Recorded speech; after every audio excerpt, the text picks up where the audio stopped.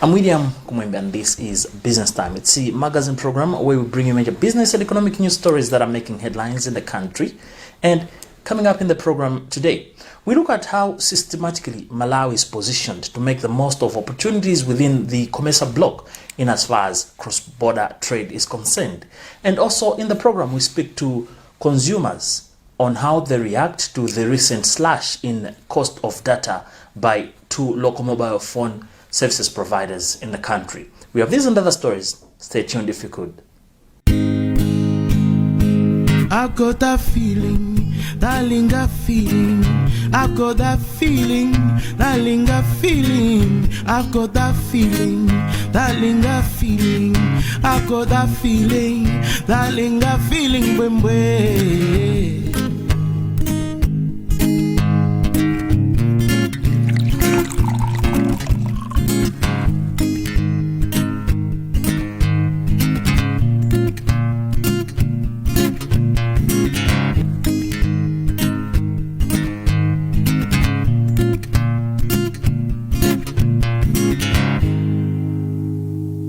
Made from fresh local fruits of mulberry, jambula, rosella, strawberry, plum, white guava and white peach, and naturally fermented for 1 or 2 years in our cool cellar, comes Malawi's own Linga. Here's to a smooth taste, unsurpassed quality, and distinctive fruit wines. When in Malawi, it has to be Linga.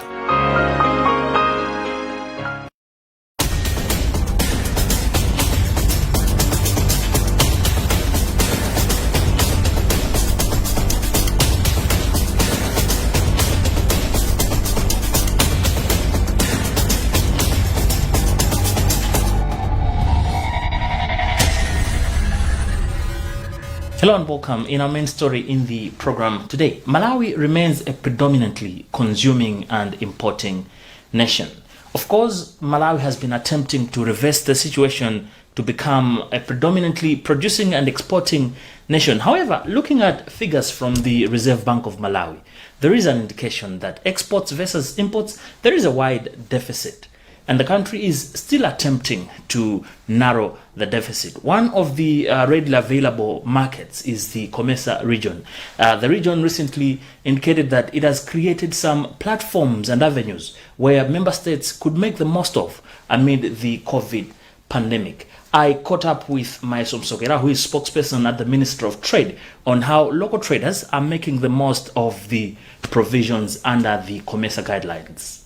Well, Malawi is one of the founding members of COMESA.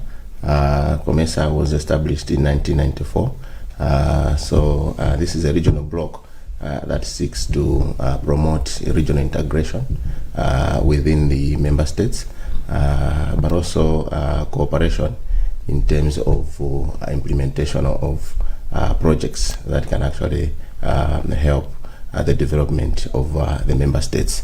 So as a country, we have been participating in a number of programs. We have been contributing to the discussions, to the decision making of the body, but also we have been benefiting quite a lot in terms of regional programs that are being implemented by COMESA and domesticated within the member states, including our country.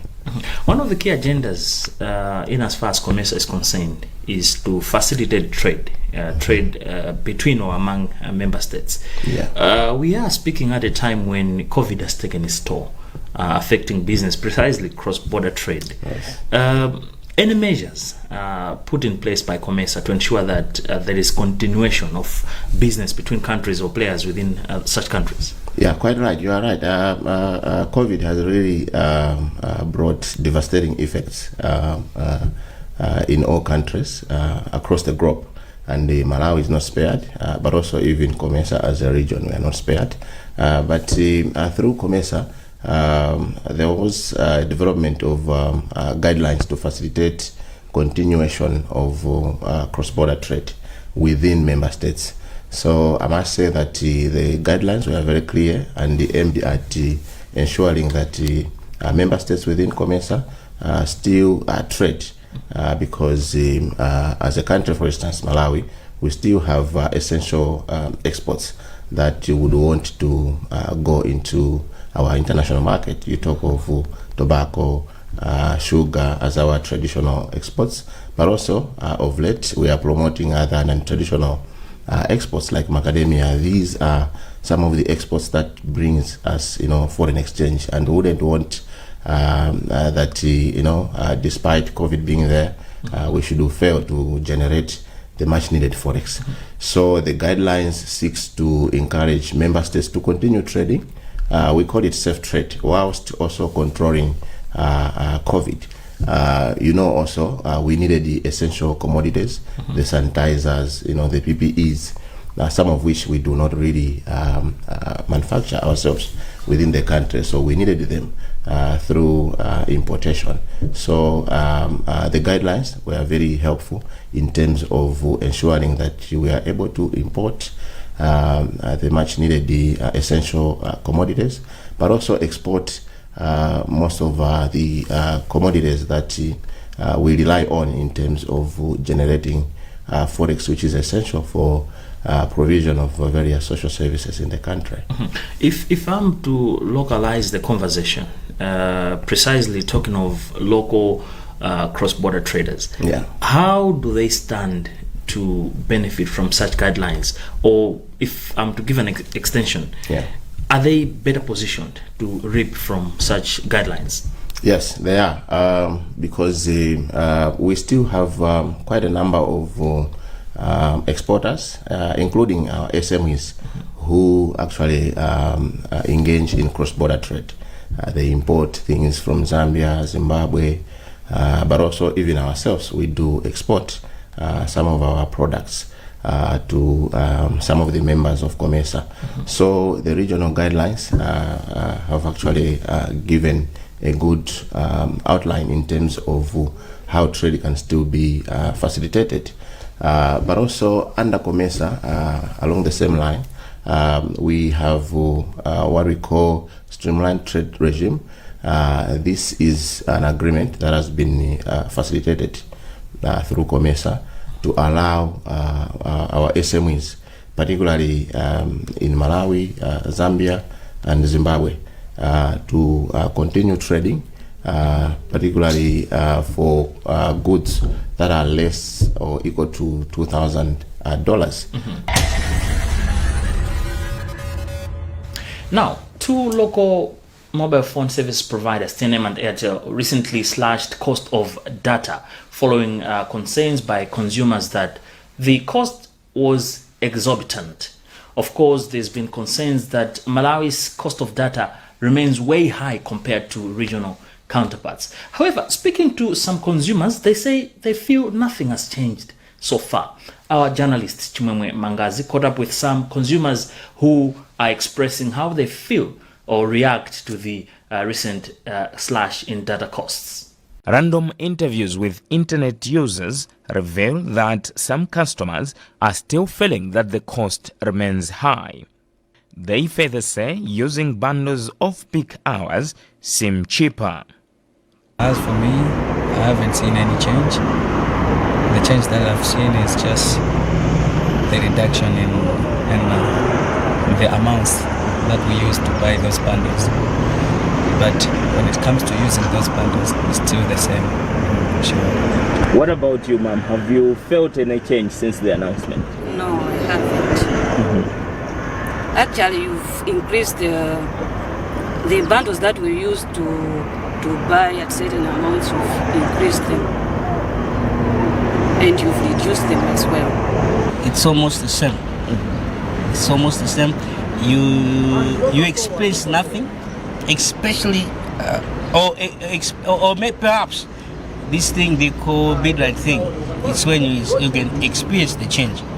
But the normal working hours, the business hours, we're still personally experiencing the same. There haven't been any changes, man. I can't lie to you. Because the data that you're supposed to use for like a month, you can only use it for like 30 minutes. So there's no change. Okay, the thing is like you purchase a bundle, it doesn't take long, and they say they have reduced the price, but what happens is at first we could purchase the bundle at 560, at 600 and you are given 560 MBs and you could use it for such a long time. And for now, you purchase a bundle at 650 and you use it for a short period of time. It doesn't take long, it doesn't last. And we can say there is no change because they have increased the amount, and it's like when you increase the amount, the data bundle has also increased. So you can say there is a change. At least if it could have been, they have reduced the amount and the data bundle is still the same, it could have been better. ICT Association of Malawi President Bram Fudzulani says the recent reduction in data bundles was not adequate. Minister of Information Gospel Kazako added that the government is aware that data costs remains high, which is also impinging on efforts towards creating a digital economy. First, let me say that we are aware as government that data is very expensive. It is very expensive, and that's one single challenge that we have in as far as our efforts to create a digital economy is concerned. So yes, I remember very well that last year when we just got into government, we managed to discuss and negotiate with different telcos, of course, TNM and the Airtel. And at that time, they had reduced, substantially reduced their tariff, their rates. Of course, we weren't happy because we know that it's far, far beyond what we expect. So we have been engaging with them. We have been talking to them, and just a few weeks or so ago, they also managed to reduce further. So we are continuing to engage them, fully knowing that our people who are the consumers of their services, the people are suffering, people are complaining, and in Malawi, being on internet, it's like some kind of a sentence. It's like a punishment. So we want to make sure that we continue engaging them to get to a point where every Malawian should be able to afford some kind of service from these telcos. At the moment, I think it's not, we're not happy. So yeah, when you say that people are not happy, we appreciate that, and we know because we are actually sharing the same sentiments. We are not happy. But let me also mention here that what we have done this time around is to make sure that we give people more freedom. There have been bundles that have been worked on, and these are from 4 GB way up down to 350 MB. These people have more freedom than the social bundles that sometimes you're limited to access certain sites and certain apps. Internet charges in the country are regarded as exorbitant, reaching as far as 50% high when compared to its peers in the region. Remember, this is Business Time. It's a magazine program where we bring you major business and economic news stories that are making headlines in the country. We'll be right back. Zinenenji munalima muno ndimadza kulya tuzina ndi zina mwali koma ndemwachopatu shuga apo tikona mkaka kumatu masambati ndi mulibe alamwe kuti samwatiyo masamba ndakhalanso ti ngati amwali komanso to inu mupasiketani yonse yangodzadza ndi made in Malawi yokayoka tamakani moyo otsogola pogula zinthu zakunja maganizo amene kuti ndiobwezera chitukuko cha dziko lino mbuyo kugula zinthu zopangidwa kwathu konkuno kumathandiza kukweza ntchito za makampani a dziko muno zomwenso zimapereka mwayi wa ntchito kwa anthu ambiri ogwira ntchito akachuluka dziko lathunso limatolera tu misonkho yochuluka chumanso chimakwera mukagulatu katundu wakunja mumangolemeretsa mayiko akunjawo ife sitipindula kanthu kani tikuwuzani ipo ndendamvetsatu tandikire pompa nene ndikagule zinthu zathu zachimalawi sindichedwa tigule zathu tiliwe dziko lathu ndidikire sindichedwa dziko lathu pai Malawi tikonde ndi kunyadira zachimalawi tikamagula zakunja.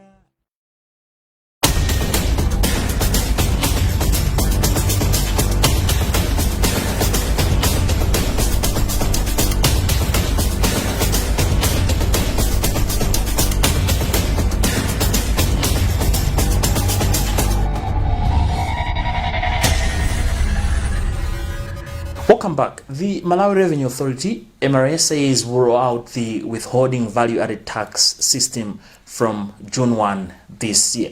What does the system intend to achieve? This is one of the questions our journalist Justin Kweu asked Head of Corporate Affairs at MRA, Steve Kapoloma.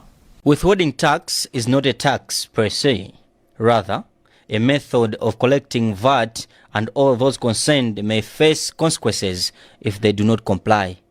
The authority will select agents, which are big institutions such as government ministries, departments and agencies. As it is now, the suppliers would remit the tax to MRA after dealing with the institutions.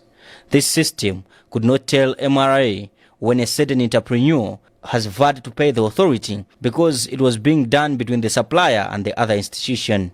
According to MRA Corporate Affairs Manager Stephen Kapoloma, this created problems for the tax collecting body because some suppliers would fail to remit taxes because it was not able to track them.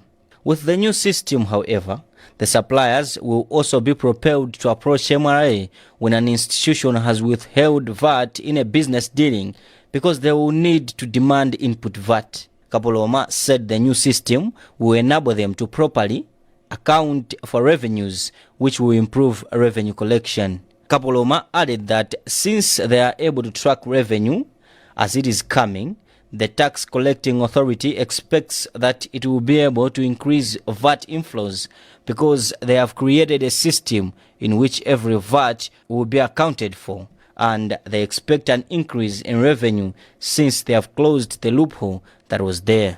Commenting on the development, tax expert Emmanuel Kaluluma commended the authority for the system, adding that it helped government to collect enough VAT from the construction sector in the past.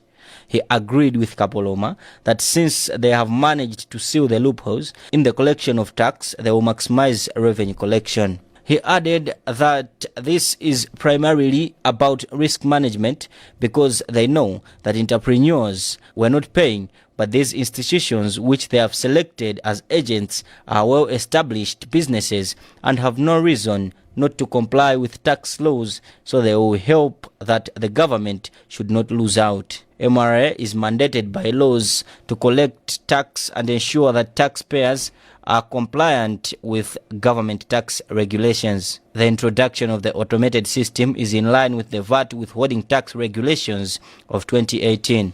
The regulations mandate appointed withholding agents to withhold levied on supply of goods from individual business entities.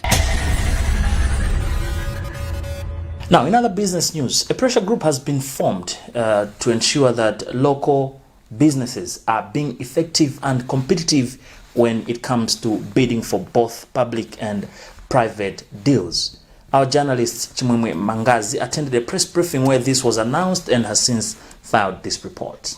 A grouping of small-scale traders calling itself the Economic Empowerment Action Group has called upon government to ensure that black indigenous Malawians are economically empowered by putting in place deliberate policies to enhance access to finance for the locals. This came out during a press conference the group organized in Blantyre on Tuesday. The group says despite efforts by previous governments, traders that are not Malawians have been benefiting, hence escalating levels of poverty in the country. Temson Chinjala is Economic Empowerment Action Group's Executive Director. Economic empowerment was established with the consent by indigenous citizens, especially in the economy. The indigenous citizens feel they are marginalized or they're exploited in so many areas. They are not participating adequately. So for years, we have been lobbying the government that we need deliberate policies. These deliberate policies will empower the indigenous citizens so that they should be active in participating all the business ventures, business contracts. They should participate. Because main concern has been that if any economy is dominated by foreigners, the country cannot develop. Because what happens is that foreigners, they're more powerful. They've got access to all the, we can say, factors of production, capital.